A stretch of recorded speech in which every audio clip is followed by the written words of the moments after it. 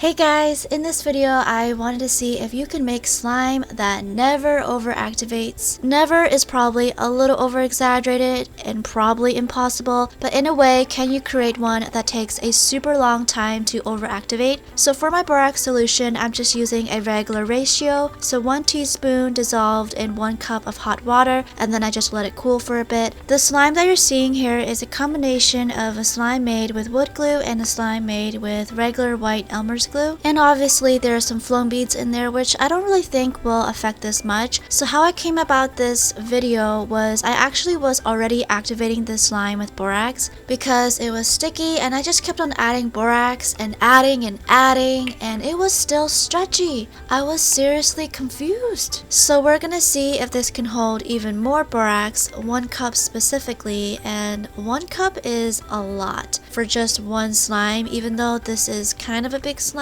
1 cup can activate many slimes. So I added my borax as you saw earlier already, and I just kept on adding. I actually added a lot at a time. Theoretically, you wouldn't want to do that when you're fixing other slimes, but in this case, it's okay.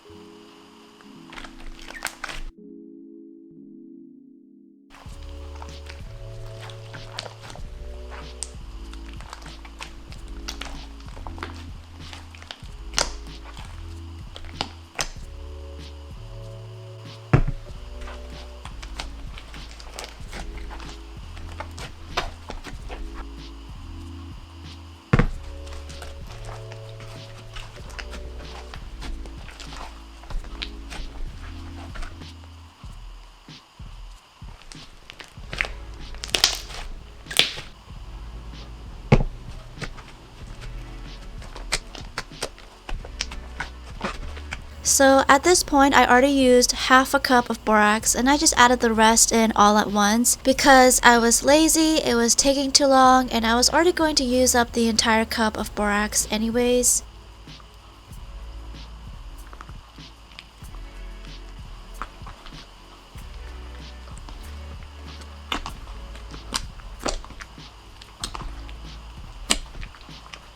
So this is the result after adding a whole cup of borax into this. It's actually not that bad. You can tell that it is overactivated a bit, obviously, but we're talking about a whole cup of borax was added into this, and even more before this video was filmed. It is a tiny bit stretchy, and it does actually take a bit of effort to rip the slime.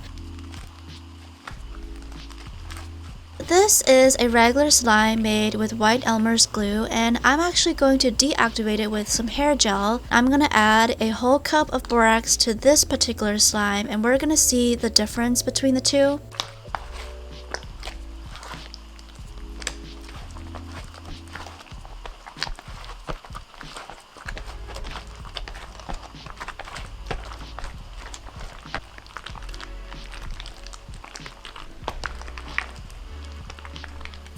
Okay, so this slime obviously has a slight advantage because I deactivated it first before adding the borax, and now I'm just adding it in, and I'm going to keep doing that until it's all gone.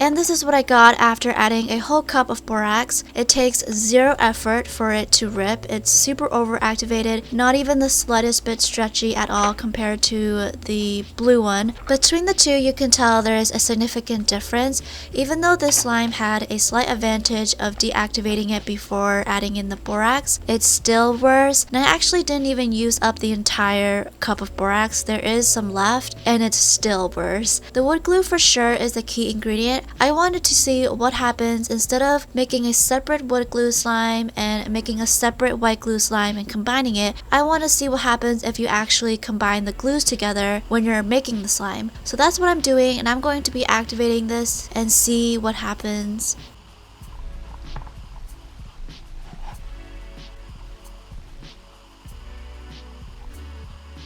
One disadvantage with this is technically you're coloring a yellow base, and to get that color of your choice, you're probably going to need a lot more color than usual to get there. I added some shaving gel because, I don't know, shaving gel is used to activate wood glue and I just wanted some fluffy slime.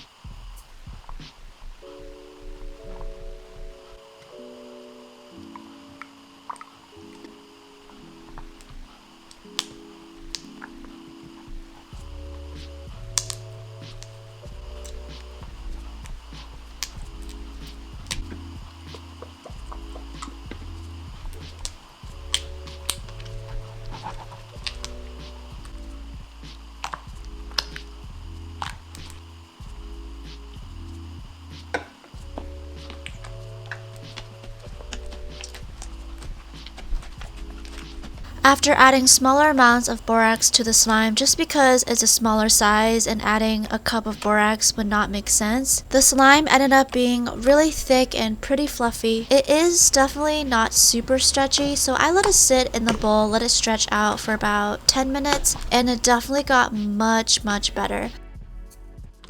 Overall, combining a wood glue slime and a slime that does not contain any wood glue, like what I did for the slime in the beginning of this video, is probably better than combining the glues together when you're making the slime. If you're going to do it that way, I suggest adding more wood glue than your regular glue that you choose. The wood glue definitely makes the stretchiness of a slime last much longer, so this theory of making slime that takes a super long time to overactivate, I would say 85% true, which is still a pretty high percentage.